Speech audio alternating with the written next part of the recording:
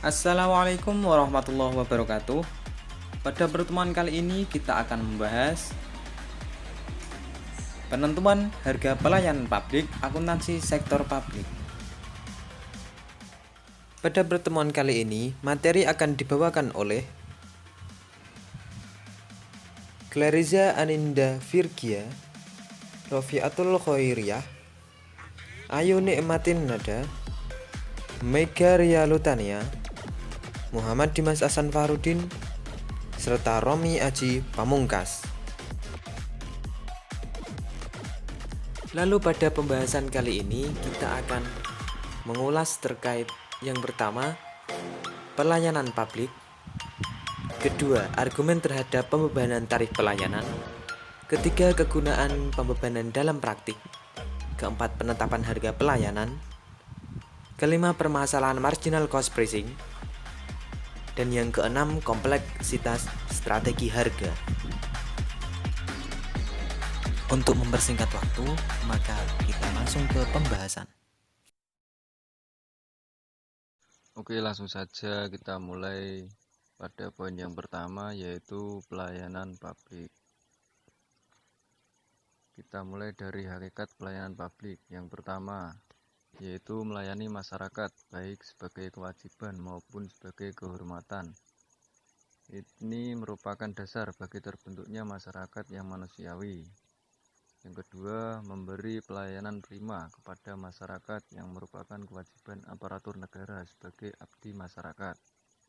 Yang ketiga, pelayanan umum. Pelayanan umum ini maksudnya adalah pemberian jasa baik yang diberikan oleh pemerintah, swasta atas nama pemerintah, atau swasta dengan atau tanpa pembayaran guna memenuhi kebutuhan dan kepentingan masyarakat. Selanjutnya, prinsip-prinsip pelayanan publik.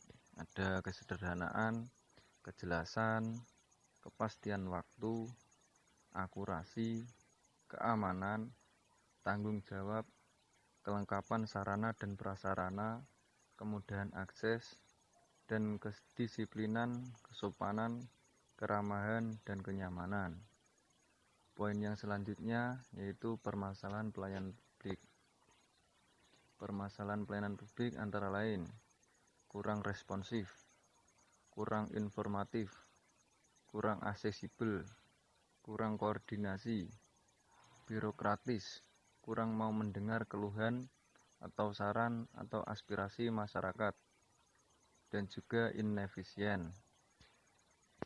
Selanjutnya, penyelesaian masalah. Untuk yang mikro, yaitu penetapan standar pelayanan, pengembangan SOP, pengembangan survei kepuasan pelanggan, pengembangan sistem pengelolaan pengaduan, dan untuk yang makro, pengembangan model-model pelayanan publik seperti contracting out dan franchising. Sekian untuk slide yang selanjutnya akan dijelaskan oleh teman saya. Untuk selanjutnya adalah mengenai argumen terhadap pembebanan tarif pelayanan.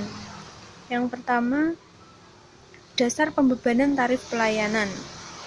Pembebanan langsung atau direct charging biasanya ditentukan karena alasan-alasan yang pertama seperti suatu jasa, baik merupakan barang publik maupun barang privat. Yang kedua, suatu pelayanan mungkin membutuhkan sumber daya yang mahal atau langka, sehingga konsumsi publik harus didisiplinkan atau dihematkan ya. Yang ketiga, terdapat variasi dalam konsumsi individual yang lebih berhubungan dengan pilihan daripada kebutuhan.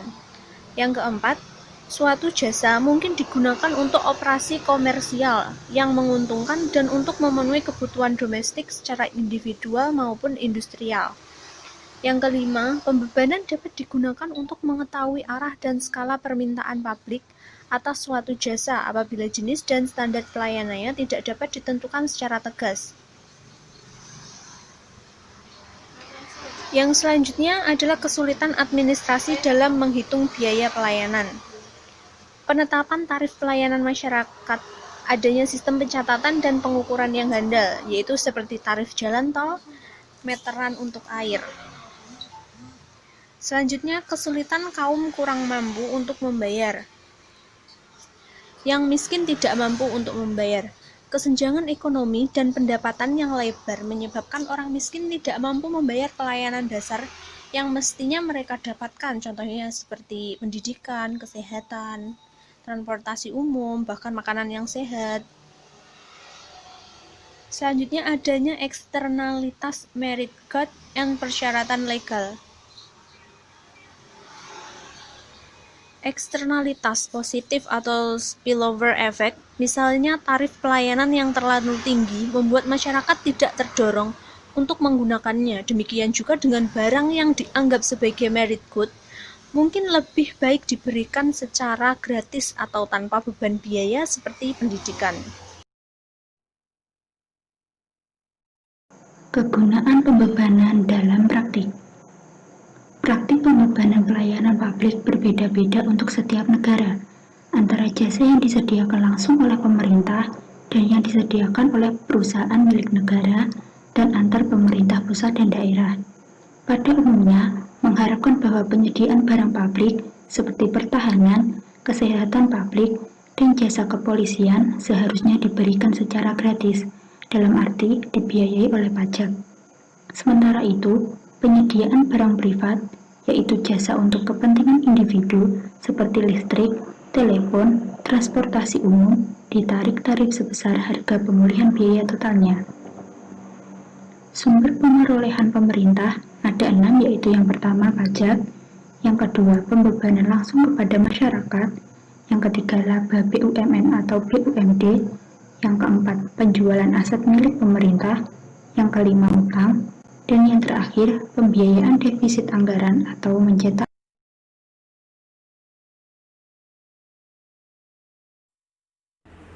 Poin yang selanjutnya yaitu penetapan harga pelayanan.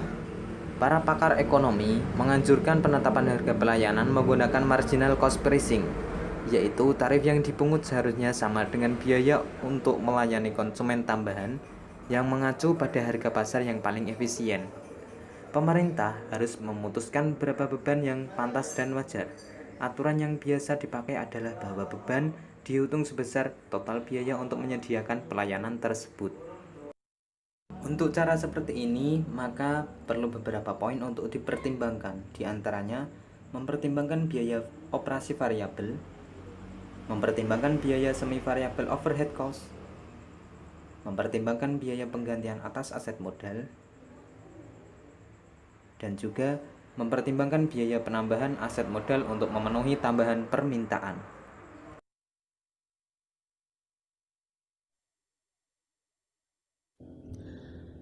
Untuk materi yang selanjutnya yakni permasalahan marginal cost pricing.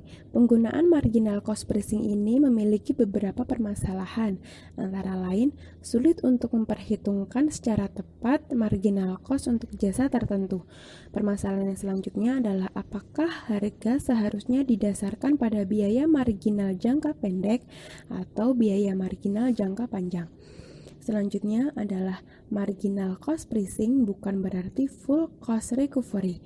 Historic capital cost tidak mungkin dipulihkan, demikian juga full operating cost. Untuk yang selanjutnya permasalahannya adalah konsep kewajaran digunakan untuk menunjukkan yang pertama hanya mereka yang menerima manfaat yang membayar.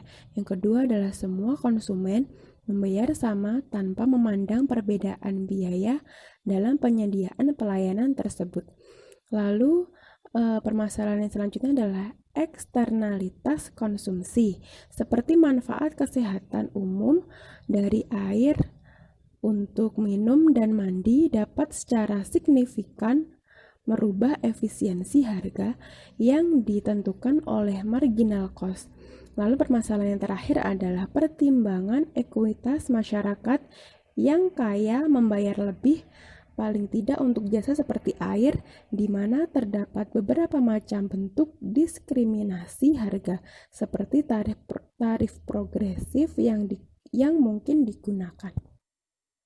Kompleksitas strategi harga yaitu ada 5. 1.